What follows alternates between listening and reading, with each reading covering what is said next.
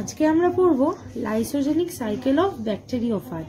Lysogenic cycle বলতে আমরা বুঝি ইট অ্যালাউজ রিপ্লিকেশন অফ ফাজ genome without destroying the host cell.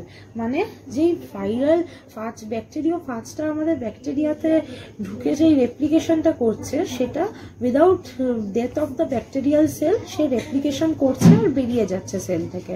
এখানে ব্যাকটেরিয়াল সেলের কোনো ডেথ হচ্ছে না।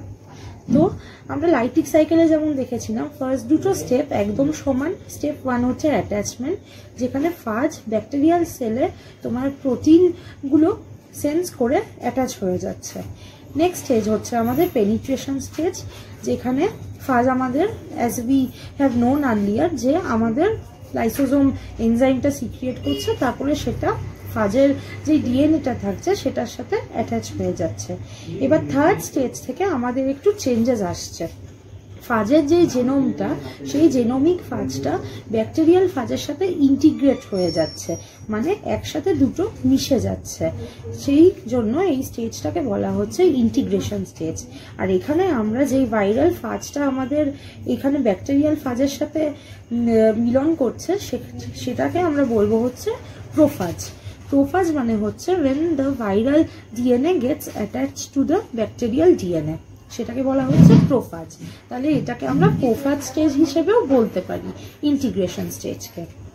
নেক্সট আমাদের বাইনারি ফিশন হচ্ছে বা ব্যাকটেরিয়াল রেপ্লিকেশন। আর ব্যাকটেরিয়াল যেহেতু ভাইরাল ডিএনএ আর ব্যাকটেরিয়াল ডিএনএ আমরা আগের স্টেপে দেখলাম একসাথে অ্যাটাচড হয়ে যাচ্ছে, তাই জন্য এই দুটো যখন আলাদা হচ্ছে তখন ভাইরাল ডিএনএও আলাদা হচ্ছে, ব্যাকটেরিয়াল ডিএনএ একসাথে আলাদা হচ্ছে। সেই স্টেজটাকে বলা হচ্ছে বাইনারি ফিশন। তারপরে এটা ভাগ হচ্ছে দুটো ডটার সেলসে।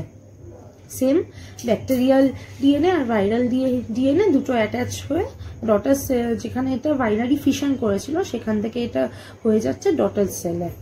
তারপরে কোনো একটা এনভায়রনমেন্টাল রিজন বা কোনো একটা আদার, মেনলি এনভায়রনমেন্টাল রিজনই থাকে, যার জন্য এই ভাইরাল ডিএনএটা ব্যাকটেরিয়াল ডিএনএকে লিভ করে যেতে হচ্ছে। তখন এটা কি হচ্ছে, তখন এটা লাইটিক সাইকেলে ঢুকে যাচ্ছে আবার। তাহলে লাইসোজেনিক সাইকেল থেকে তখন সেই স্টেজে চেঞ্জ হয়ে যাচ্ছে লাইটিক সাইকেল।